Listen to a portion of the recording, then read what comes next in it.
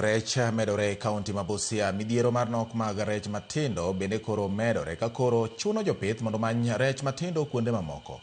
Jafwambo marwa Lilian Atieno miyowa ler ewi chenro ma koro keti mar temo jiwo tie mar rech e nam Lolwe.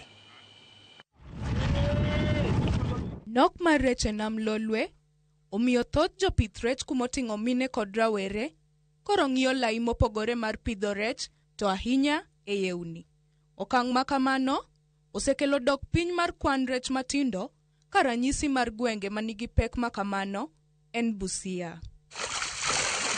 Chuno jopith rech e kaunti ma Busia manyo rech kowuok e piny libamba ma Uganda, kaunti ma Kisumu, Kakamega to kata Murang'a.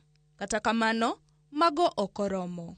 Fingerling kama hazitoshi upande huu wakulima kutoka Kakamega, kuna hatcheries zimekuja kule Kakamega ambazo pia zina produce fingerling. Kisumu pia Bungoma na uko Mount Elgon kuna hatcheries ambazo zimekama hapo sasa hii zinajaribu kusatisfy hii demand, because demand ya fingerling pande hii ya Busia na pia Siaya iko very high and inataka sasa mambo ya collaboration. Nikech midhiero makama emomiyo noger kar nyuolo rech matindo miluongo ni Hydro Victoria e dho wath mar nam Lolwe e kachung' od bura ma Budalangi manyaka sani ni kod nyalo mar nyuolo rech matindo maromo 100,000 e dwe.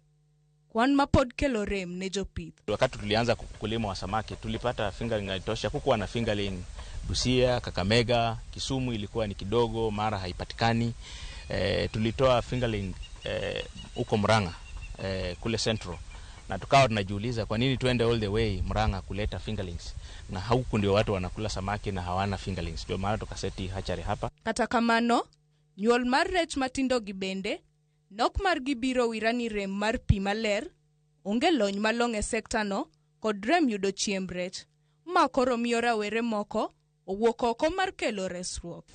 Kwa hivyo samaki wetu ambao tuliweka pale tulikuwa na maarifa ndio, lakini hayo maarifa hayakukua zaidi. Ndio maana hawa wamekuja hapa kama shirika kutufunza kuhusu ufugaji wa samaki, na si kuhusu tu ufugaji wa samaki bali kutengeneza chakula cha samaki. Na kwa hesabu yetu tukapata ya kwamba mkulima anaweza kujitengenezea chakula cha bei kiwango ya chini kama shilingi 50 kwa kilo. Ilhali pale sokoni chakula cha chini kabisa tunapata kwa shilingi 150 kwa kilo, ama shilingi tuseme 105 hadi 110 kwa kilo. Rawere kod joma nigi ng'ol mopogore opogore ma jopith rech ochiwnegi puonj makare ka kenda geta margi en ni ohala margi biro medore. Nimeweza kujua hizi ingredients ambazo wanatuonyesha jinsi ya kutengeneza chakula tunazo nyumbani, na hata kama uwezi enda sokoni unaweza ongea na mzazi aidha akakupatia hizo ingredients. Na pia ambacho nimefurahi nayo wametufunza kuhusu black soldier flies na jinsi ya kuzitunza. Lilian Atieno, Ramogi TV.